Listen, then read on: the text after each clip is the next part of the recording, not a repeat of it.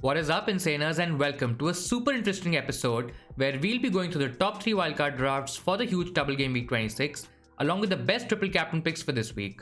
There are so many questions in everyone's mind right now. What is the best wildcard team for game week 26 and helps you prepare for the blank game week 29? Where to play Grealish or Maddison in your teams as both have an injury flag? Double city defense or attack? Where to include Mo Salah or Bruno Fernandes in your teams? Are both Son and Kane required for game week 26? We'll cover all these points in today's episode, so do stick around for all that good stuff. We'll also be covering our team selection and possible transfer strategy for Game Week 26, so that's going to be really exciting. If you want to know more about chip strategy and an in-depth analysis of all the double Game Week 26 teams and their fixtures beyond, we did a video covering everything in detail. Do check it out. You'll find the link at the end of this video and in the description below. As always guys, if you're new around here, please do subscribe to our channel Insanely Football. Let us know your questions in the comments below and we'll surely help you guys out. Make sure to leave a like if you enjoyed today's video. Also don't forget to hit the bell icon if you want to get notified of our coming videos. With all that done, let's discuss our wildcard draft structure. Obviously, when you're using your wildcard, you should remain within your current budget.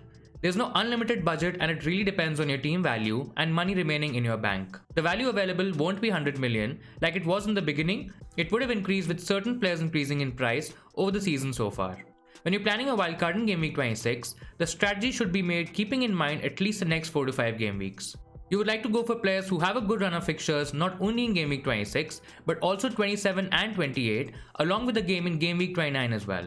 Sounds hard, right? Don't worry, it's not that difficult to crack.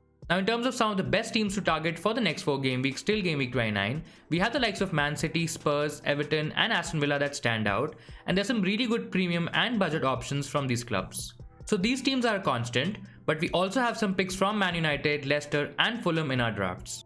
Apart from that, we have included 3 premium combinations in every draft. Our team value is 103 million and it allows us to have 3 premiums maintaining the overall balance of our team. Now it's not necessary that your team value would also be the same, it could be way more than us or even less. So depending on that, you could even get 4 premiums if you reduce some budget in defense or midfield. So it totally depends on your team value, and these drafts are just to give you an idea about how to structure your overall team. Now one last thing to note here is what other chips you have remaining. You would want to build your team keeping your chips in mind, especially the bench boost and the free hit chip. Now in case if you don't have your bench boost chip available, there's no point of investing a lot in your bench. You could have a stronger playing 11 instead. But if you have your chip available, make sure to think about it when you play a wildcard. Obviously if you're wildcarding this week, you can't play the bench boost at the same time. You could use that in game week 27 or 28. Also if you have your free hit chip available and are thinking of using it in game week 29 to navigate the huge blank, then your team changes a bit. You can forget about the players who feature in game week 29 and attack the next 3 game weeks, so that's also an option. Now coming to the first draft guys, Martinez from Aston Villa and Sanchez from Brighton are our keepers. Martinez is a common feature of all our wildcard drafts. He's just too good to ignore right now. He makes a lot of saves and also has good clean sheet potential. So if you already own him, that's great, just hold on to him. If not, get him in your team on your wildcard. The second keeper in this draft is Sanchez. He's one of the best value options if you're saving some cash and are also focusing on bench boosting in the coming game weeks. Brighton have looked pretty good defensively across the season. Another alternate keeper option could be Areola from Fulham. They've also tightened at the back, so he's a decent pick. So if you have someone like a Nick Pope, I would move him on if you're on a wildcard. In terms of our defense, we've gone ahead with a City double up in defense based on our team value. This one includes Cancelo and Diaz. Diaz is probably the most nailed on right now, so getting him ahead of Stones makes a lot of sense. Now if you don't have money for this combination, you can downgrade Diaz to Stones. He's still the cheapest entry into the Man City defense. City have Man United in game week 27, but other than that, it's pretty straightforward. The second City defender is Joao Cancelo. He's also been excellent this season. Always has great attacking potential, but there's a bit of risk in terms of rotation with Cancelo. There are high chances that Stones and Cancelo might get benched, but the upside with Cancelo especially is huge. Our other premium defender is Lucas Digne. He is a very attacking defender who's playing much forward in games than his actual position. The number of crosses he whips into the box is just insane. He's also provided 8 assists this season, but Everton in general haven't kept a lot of clean sheets. And a lot of FPL managers might argue that he's a bit expensive when you compare him with the likes of John Stones and Cancelo from Man City. Now if that's the case and you don't have the funds to get him in, you can look at the likes of Castagna or Pereira from Leicester. The problem with them is that both have returned from injury very recently, and with Leicester playing in Europe, we don't really know for sure whether both of them will be starting every game. Another differential option might be Eric Dyer or Reguilon from Spurs. Not many managers would fancy this, as Spurs look a bit all over the place defensively and are not keeping any clean sheets as well. Now if you have Burnley defenders, it might be a wise move to move them if you're on a wildcard. Both their fixtures look tricky, and I'm not expecting them to keep a clean sheet in any game. If you have Dallas, you can also transfer him out and get him again for Game Week 29 against Fulham. Our budget defenders in this draft are Aina from Fulham and Dan Burn from Brighton. Both teams have decent defenses and provide a good cover on your bench, plus preparing you for the blank Game Week 29. Aina also has a double game week in Game Week 26. Fulham have improved a lot defensively over the past few weeks, and having a 4.5 million playing defender also allows you to invest better in midfield and attack. You can easily upgrade Burn to White or Lewis Dunk depending on your budget, but having a Brighton defender in your squad looks like a good move going forward. Coming to our midfield, this is the draft with two premiums in midfield, Mo Salah and Bruno Fernandes. There's a lot of talk about removing Fernandes from FPL teams considering Man United's tricky run of fixtures. The stats do support to an extent, but the Portuguese has shown that he can return points even if United is not playing that great. The concerning thing with him is that he's not returned against the likes of Man City, Chelsea, Liverpool and Arsenal this season, and United face two of these four teams in the next 3 games. Overall, I feel he's still a very good pick, so we keep him in this draft. Mo Salah, the most expensive player in FPL this season, is another player who's facing a lot of scrutiny from FPL managers. Yes, the Egyptian went on a run of 6 blanks in a row, but he has scored 4 goals in his last 5 games since. A lot of FPL managers think that he's probably not worth the money, and you could make a strong case for it, but Liverpool are expected to bounce back after a shocking 2-month period. Salah would be crucial if and when that happens. Our next set of midfielders are quite high value. We've gone ahead with Harvey Barnes and Ilkay Gundogan. Both players are in great form and should be definitely considered in most wildcard drafts. A lot of managers would have Grealish and Maddison in their teams at the moment.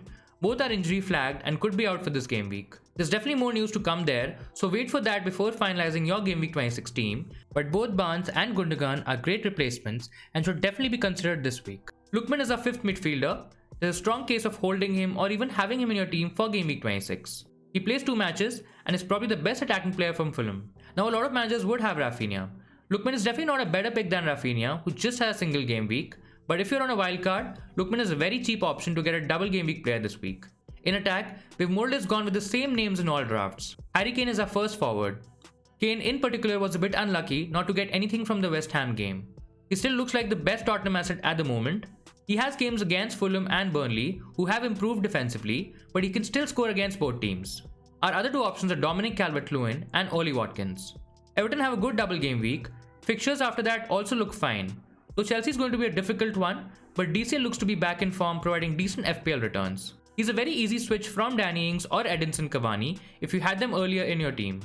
Coming to our third striker, Ollie Watkins, he's somewhat of a risk if Jack Grealish is not playing. There's no doubt that Villa would suffer without Grealish, and Watkins in particular looks like a less attractive pick with that happening. A lot of FPL managers would also have Bamford, and they might not want to sell him, keeping the blank Game Week 29 in mind. Now there could be a lot of reasons for it. You might have value invested in him, or you see him as a part of your bench boost strategy. Now if that's the case, then don't get Watkins, play a 4-4-2 or a 3-5-2 with Bamford on the bench. You might also not want Mo Salah in your team, so we've made one draft without the Liverpool attacker in it, and let's check it out. This alternate draft has a few changes, starting with our second keeper. Just to provide some more options, we've gone ahead with Areola, who will also give you good save points and maybe even a clean sheet. Another change we've done here is the double up on the Aston Villa defense with Martinez and Targett. Targett is a very good value option. Villa has the potential to keep clean sheets in the next few games, but injury to their other fullback Matty Cash might be crucial. He's still a good option though, and also gives you that additional player for Game Week 29. We also have John Stones instead of Ruben Diaz to save that 1 million, along with an upgrade to Ben White, who's a guaranteed starter in the Brighton team with some threat from set pieces as well. The major difference in this team is the absence of Mo Salah, which allows you to get a double up on the Tottenham assets Harry Kane and Son. A lot of FPL managers would think of this move as a bit risky, and they're not wrong. Son's numbers have dropped quite a lot in the last few game weeks. A double up on Spurs even for a decent double game week might be a bit too much. Rafinha also comes into this team, a decent bench option for Game Week 26, and the form he's in right now, you can play him in every game week leading up to Game Week 29. So if you have him in your team, then you should definitely hold him over Bamford on your wildcard. Our forward line is more or less the same. Now this draft definitely has scope for a bit of tinkering. Based on our team value, we still have 3.2 million in the bank left, so you could upgrade Barnes to Maddison if he is fit. The other option is just to keep the money in your bank to make transfers for Game Week 27, 28 and Game Week 29. It never hurts to have some cash available with you, and you can surely use it to upgrade players. Now there's a lot of chatter in the FPL community on whether to play KDB or not, and who to sacrifice in order to get him in your team. The next draft has Kevin De Bruyne in it. The issue with KDB right now is the uncertainty around his playing time. He has just returned from injury, and with Champions League games also in the mix, Pep might not start the Belgian every week. The other side to this move is that he's a proven FPL asset and definitely comes in the differential category among premiums. The major change in this draft is the double city attack instead of defense, and we've gone ahead with the most assured starter, Ruben Dias. To add some more variation and depth to this draft, we've also made 2 changes in defense, with Dallas retaining his spot if you already have him in your squad. Luke Shaw comes in for his high attacking return potential. The matches are not that easy for Man United, but he's great value at around the 5 million price bracket. The move to KDB also reduces the chance of getting a Spurs double up with Son as well. This draft also leaves us with no money at all, so if you have a lesser team value than us, you might not be able to afford the same players as we have shown here. It still is a very good team for the double game week 26 with a couple of decent differential picks. With the wildcard drafts done, we'll quickly cover our Game Week 25 team review with some transfer thoughts for Game Week 26. Post that, we'll talk about some great captain and triple captain picks for this week. It was a decent game week for us, a bit scary before the Leeds game, but we got 38 points from that game, taking our total to 86 points this week. A nice green arrow improving around 30k places in rank to move closer to 100k. Our Leeds players were the highlight this week, giving a total of 49 points across 2 game weeks. The punt on Rafinha captain also looked good as he gave us a double-digit haul. Other than that, a double-digit haul from Bruno Fernandes, along with a double city clean sheet, made sure that we ended the week on a high. I'm pretty happy with the progress apart from Danny Ings, who was a major disappointment this week.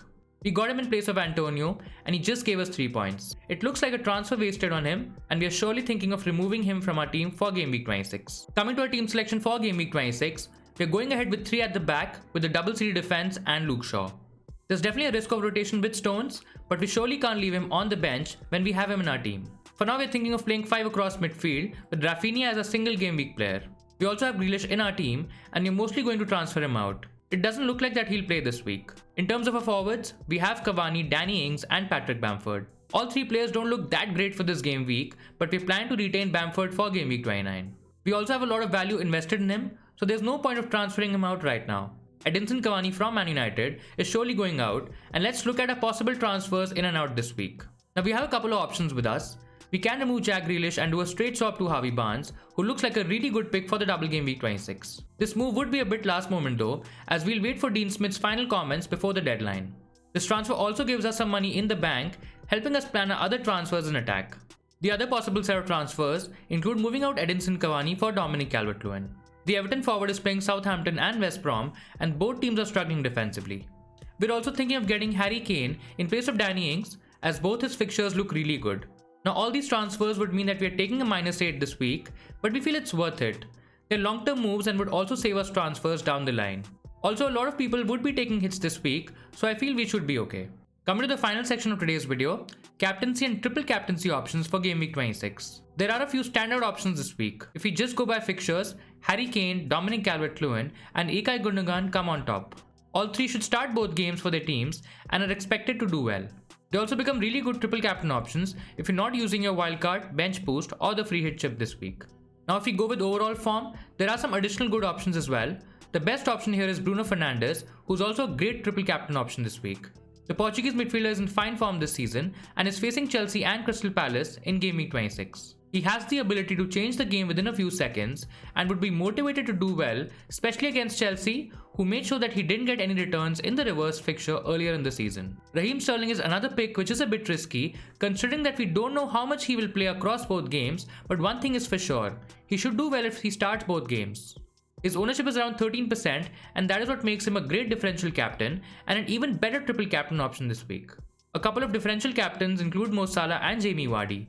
Both have the potential to do well for their teams, but from an FPL point of view, they haven't been setting the world on fire. Liverpool are struggling to get results, and that could be enough motivation for the Egyptian to do well. The second option, Vardy, is also a risky punt, but he loves scoring against the big teams like Arsenal. Now Maddison being doubtful for the double game week is what makes his appeal less attractive. They're okay as captain picks, but would definitely not have them as triple captain options. We ourselves are using our triple captain chip this week and are considering Bruno Fernandes, Harry Kane and Gundogan for the same. Mostly it'll be on Harry Kane, but we'll take that call before the deadline. So that'll be all for this episode, guys. I hope you'll find all this information useful in planning your wildcard teams this week or even the triple captainship. We also released an ultimate Game Week 26 strategy video earlier this week where we spoke about the different chip strategies and did an in-depth analysis of all the double Game Week teams for Game Week 26. So do check it out. It'll provide you deeper insights and help you with your overall strategy. You'll find a link to that on the top of your screen. Do give it a watch. Don't forget to hit the like button if you like today's video, guys. Please do subscribe to our channel Insanely Football. Let me know in the comments below if you have any questions about the double Game Week 26. I would love to help you guys out. Do get your final teams locked in before the deadline this week. Have a good one, and I'll see you Insaners next time.